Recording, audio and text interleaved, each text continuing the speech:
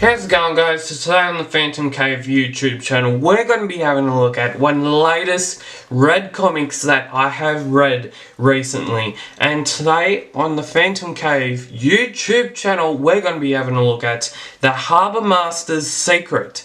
It's to do with a lot of the Croco Gang, which was published, I think, first back in the 90s or something. So let's get into it. Enjoy this interview, this review, and if you have not checked out the interview as yet that I put up last Thursday, you can do it up here.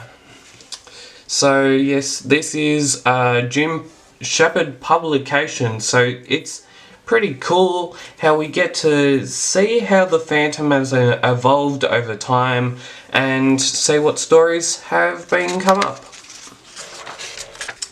So in this story we have again a continuation from the Croco Gang's story, and to me, I haven't even read the Croco Gang story as of much, but it's, to me, this story of the Harbour Master's Secret, I think is pretty damn good. It's very well scripted. It's very well, good art by, let me just have a look. Isn't it Cesar Spadari? Yeah, so the script is Tony D. Paul, art by Cesar Spadari, and the number is 1224. So let's get back into it. And a lot of this story is obviously a continuation from the Croco Gang. A lot of people, especially me, I have not read the Croco Gang story, have not read it, and to me, to Croco Gang, I have story, it's very good. I haven't even read it, so why am I saying it's very good? So this story is very good. I like it very much. Good art by Cesar Spadari, and a lot of other things are good in this book as well, because it's action-packed. A lot of things happen in this book, and a lot of things actually get scripted into this book that you don't really expect that much. You don't really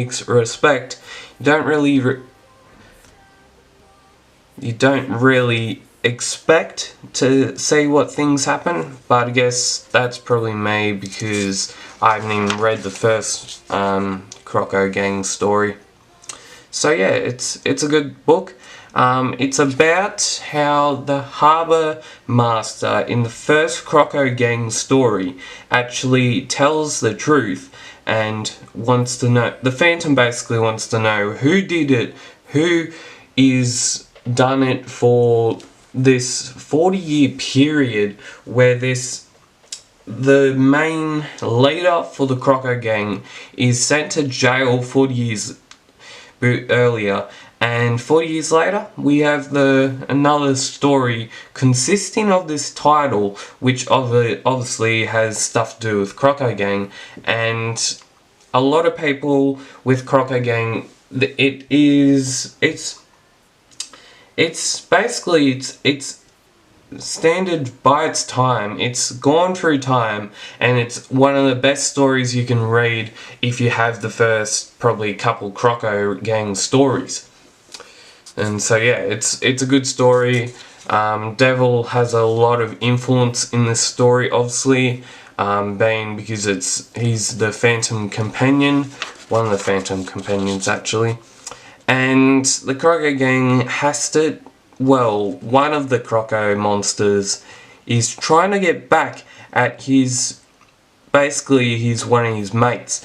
And that's what basically the Harbour Master's secret is evolved around, is that a secret has formed over 40 years, and the Croco monster has came back to try and kill old mate, try and murder him.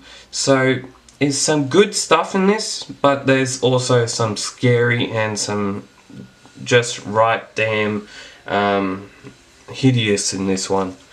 Yeah, being that it's a Croco monster, we never know if the Croco monster is actually a real thing or it's like Loch Ness monster. It's a fictional thing. So the Phantom then gets captured by obviously one of the crew members, and obviously that being the leader, the Phantom gets captured, and he nearly dies in this one. If it wasn't for Devil, he would be gone. The 21st Phantom would be gone, because he would be going underwater, and there's no telling what the Croco monster would do to the Phantom unless he's trying to help him. Well, spoiler alert, he sorta does.